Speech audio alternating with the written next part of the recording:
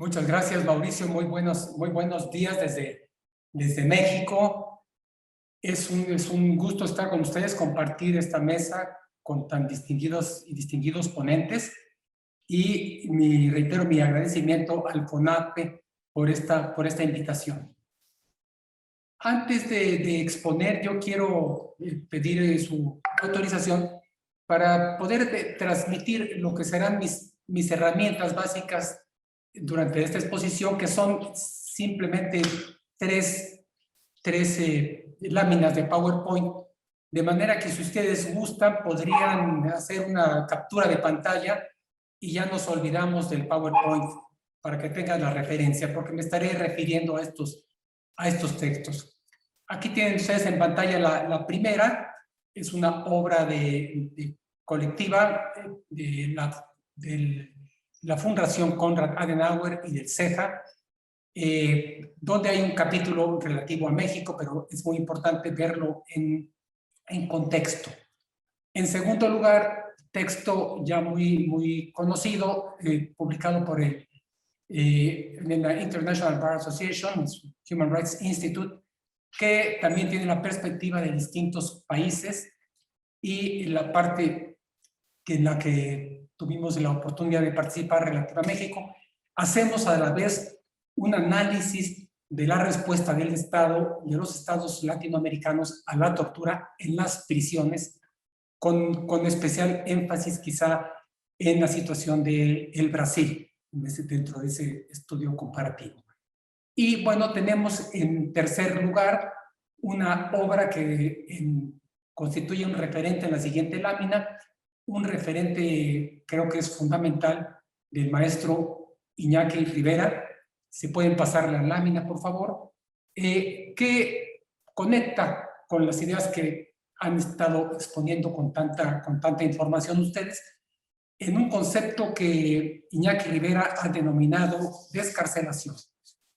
Y esta descarcelación es como una opción, como una salida y una consecuencia necesaria ante una mayor racionalidad en el uso de la prisión y en evitar el abuso de la prisión. Si pueden ponerme la siguiente lámina.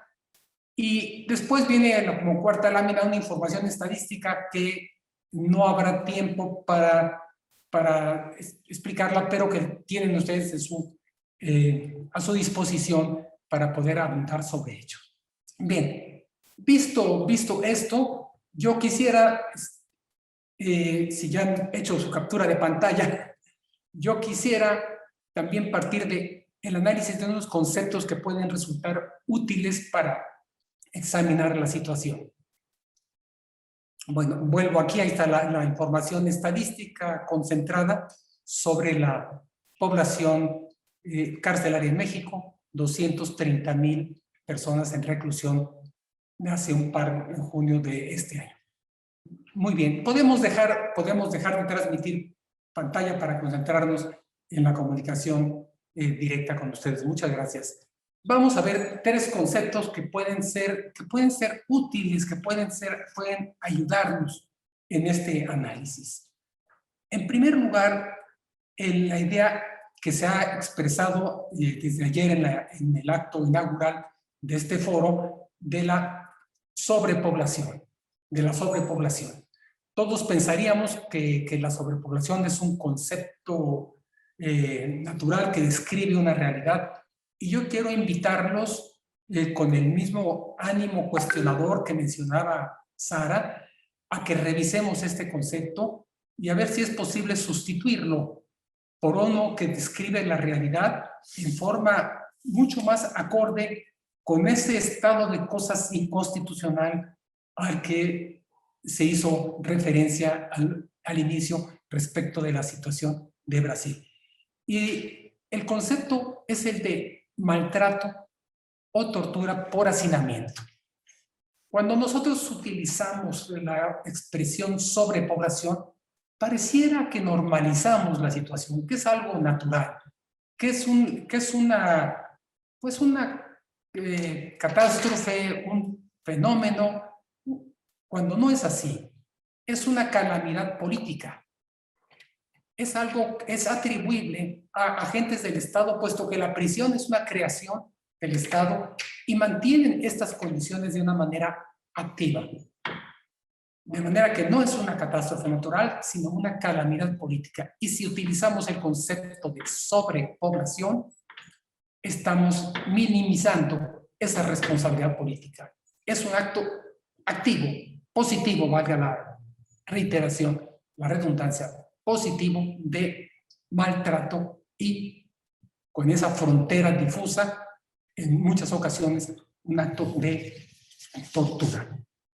En la manera en que llamemos a las cosas por su nombre, va a ser más fácil que encontremos una solución para ello. En segundo lugar, me refiero a un concepto que permea los instrumentos internacionales en materia de derechos humanos y los instrumentos específicos en materia de prisiones. Y me refiero al concepto de rehabilitación o a los conceptos de rehabilitación, tratamiento, corrección. Bueno, me referiré brevemente a esto, pero hemos buscado, y me enfoco ya en el objeto de mi presentación, en México, a partir de la legislación que hemos adoptado desde hace 5 años, nos hemos apartado de estos conceptos. Nos hemos apartado de las reglas Mandela en este aspecto, Hay que distinguir. No utilizamos, la legislación mexicana no utiliza ya una sola vez la palabra corregir, readaptar o regenerar o transformar a la persona. En nuestra Constitución hemos adoptado el concepto de la libertad de convicciones éticas. Y por supuesto que adoptamos un sistema de justicia penal donde una de las salidas es la prisión como consecuencia de un acto jurídico penal. Pero separamos el aspecto jurídico del aspecto personal de la persona, de quien es sujeto, de quien es captado por el sistema de justicia penal, quien es captado con esa selectividad a la que se ha hecho referencia. Bueno, en tercer lugar, en cuanto a conceptos metodológicos, y ahí están los textos que abundan sobre estos conceptos, me parece muy importante hacer la distinción entre la norma penal, la ley penal, el sistema de justicia penal, el procesamiento penal, y el sistema de justicia de ejecución penal. Por supuesto que hay una estrecha vinculación entre estos tres ámbitos, pero al mismo tiempo hay que distinguir y diferenciar ante ellos. No le podemos reclamar al sistema de prisiones lo que está en la ley penal. Lo que está en la ley penal tenemos que reclamarlo y modificarlo a partir de una política criminal que cambie la norma penal, como se ha planteado aquí con tanta claridad en el caso de Tailandia y de Sudáfrica. Pero eso es reclamable, eso es exigible ante el ámbito del legislador penal.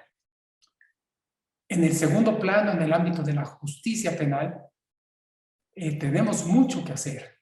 Ahí incorporamos en México ciertamente una nueva legislación, hemos dado un paso para abandonar el sistema inquisitivo que estuvo en vigor prácticamente durante un siglo y hemos incursionado en el sistema adversarial propio de los gobiernos de los estados democráticos. Entonces, pero ese es un campo propio. No podemos tampoco reclamarle al sistema de prisiones lo que pudo haber estado mal hecho en el sistema del proceso penal. Si vamos separando esto, vamos adquiriendo mucha claridad para que al llegar al tema de la prisión, nos concentremos en la prisión. Y entonces aquí retomo ese concepto de sobrepoblación.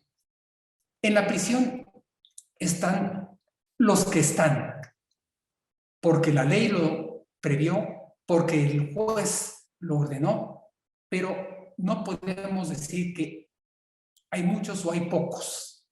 Esto es algo un poco sutil. Por supuesto que queremos que haya pocos. Por supuesto que queremos que exista un proceso de descarcelación, como lo propone Iñaki Rivera. Pero hoy por hoy tenemos que hacer operativo, hacer real el sistema de justicia dentro de la reclusión, separado del sistema de justicia penal. De manera que podemos pensar que una persona fue injustamente procesada o sentenciada, pero que sea justamente tratada.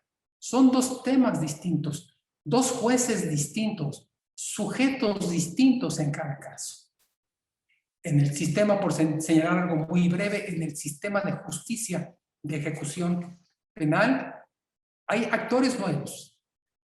Nuestra legislación, nuestra Ley Nacional de Ejecución Penal, por ejemplo, confiere legitimidad procesal ante el juez de ejecución a los familiares de la persona privada de la libertad.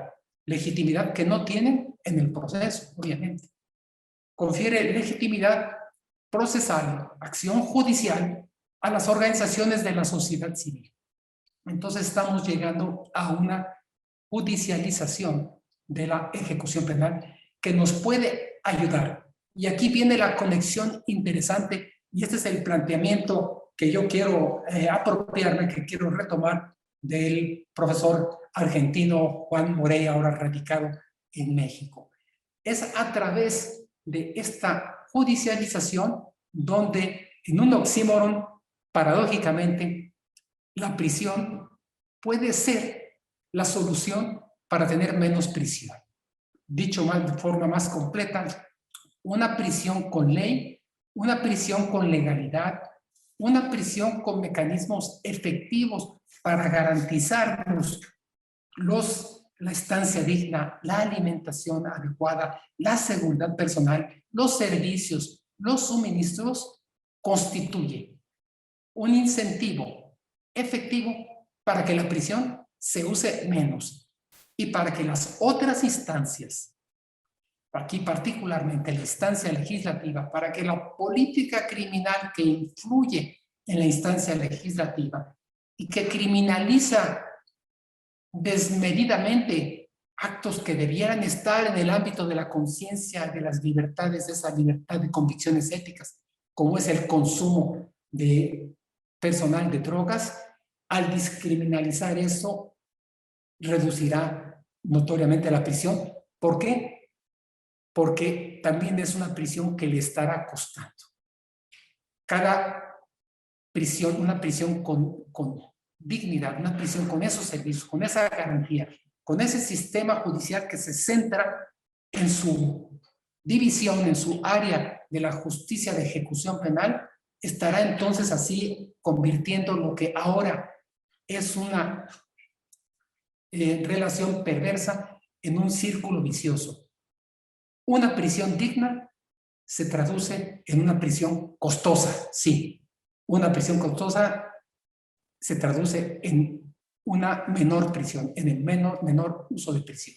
Y entonces tenemos aquí un apoyo real, un apoyo político para que los legisladores dejen de estar criminalizando y sobrepenalizando conductas y, como lo propone Iñaki Rivera, pues dejen el derecho penal exclusivamente para aquellos actos más graves de la sociedad. Bueno, yo quisiera terminar nada más señalando que, compartiendo con ustedes que este proceso de judicialización, como ha empezado en México, con este experimento, si quieren llamarlo así, en América Latina, que es el único país, México, que se ha apartado en su legislación del sistema progresivo, que se ha apartado en este aspecto, insisto, de las reglas Nelson Mandela, al ver a la prisión como un espacio regulado por la ley sin interferencias en la vida interna, en el ámbito de la conciencia, en ese coto vedado del individuo, lo cual permite hacer más efectiva la prisión. Bueno, esto parte de la premisa de ese control judicial efectivo. Y entonces me despido en este primer tramo con ustedes con una pregunta que hemos formulado aquí: si está preparada la justicia mexicana para llevar a sus últimas consecuencias la nueva Ley Nacional de Ejecución Penal. Muchísimas gracias.